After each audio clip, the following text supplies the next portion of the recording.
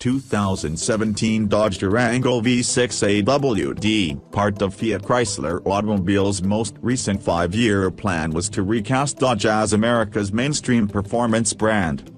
Their words, not ours. What followed included 707 horsepower Hellcats and track-oriented Vipers and the demise of non-sporty sedans such as the Avenger and, soon, the Dart. But it's not all about burnouts and hot laps at Dodge, as a few more middle-of-the-road offerings like the Durango 3-row crossover still exist to hold up the mainstream end of that slogan.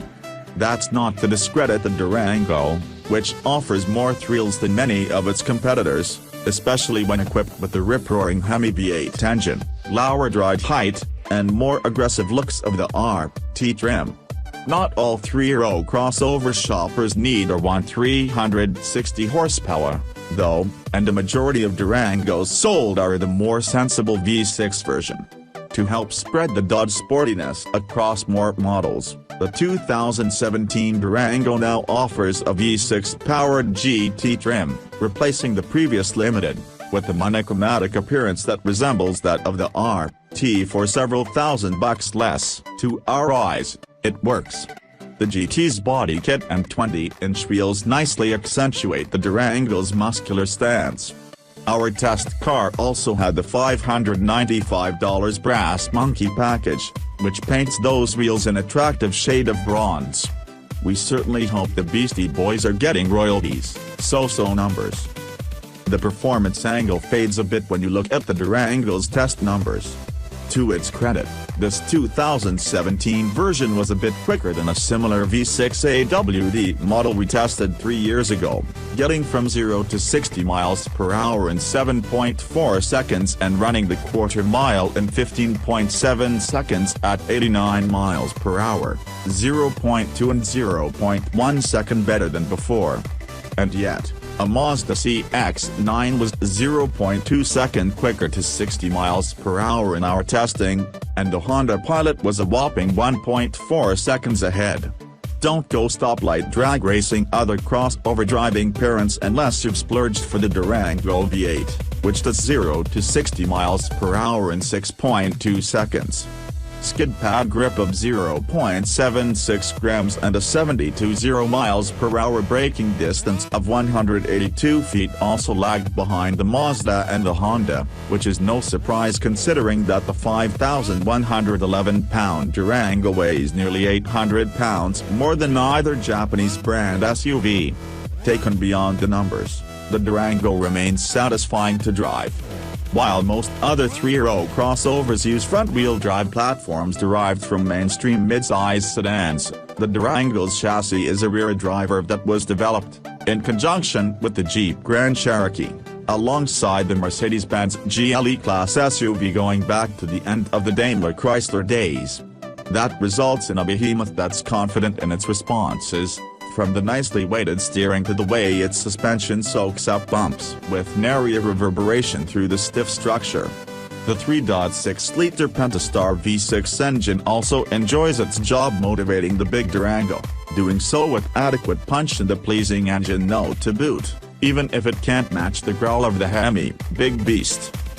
The Durango's heftiness is partially attributable to its size, as the Dodge has a longer wheelbase and a greater length than either the Honda or the Mazda.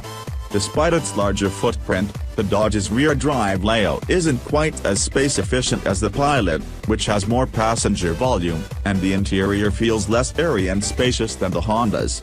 And our test Durango's all-black cabin did nothing to help it feel any roomier. Still, the Dodge's second and third row seats are comfortable even for adults, with the back row's elevated theater seating position helping to avoid the knees in your chest feeling prevalent among many 3-row SUVs. The seats fold and tumble easily, too, and our only real complaint with the rear seat setup is that the second row bench doesn't slide. Captain's chairs that reduce seating capacity to 6 are available for $995 extra on most trims, and the third row is a $695 option on the base Durango SXT, which now has a 2-row, 5-seat interior as standard. Our 7-seat test car was loaded with the $2,395 premium package, Beats audio system, navigation, power liftgate, and a sunroof, and a $1,195 safety and security package, blind spot warning, automatic high beams, HID headlights, rain-sensing wipers, and a power-adjustable steering column. Tack on a $1,995 rear entertainment center with 2 screens mounted on the backs of the front seats, and our as-tested price rose to $47,370. Not an absurd sum for a big SUV, but not exactly a bargain, either, given that it lacks features such as adaptive cruise control and the aforementioned captain's chairs. The value equation isn't helped by the Durango's relatively uninspired interior design. Its 8.4-inch Uconnect touchscreen functions well, but cabin plastics and upholstery give off a decidedly non-premium vibe.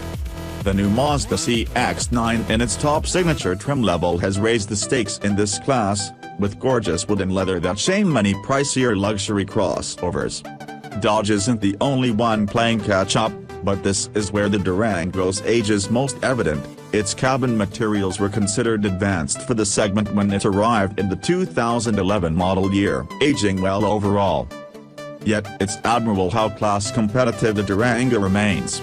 Features like an engine stop-start system and new active safety tech have been added over the years, and its EPA fuel economy and performance numbers remain in the hunt. The last Durango we tested with the V6 and all-wheel drive averaged 19 miles per gallon during its stay. True to Dodge's mission statement, the Durango's continuing appeal rests on its athletic looks and solid driving dynamics that give it more of a muscle car-like attitude than anything else in its class.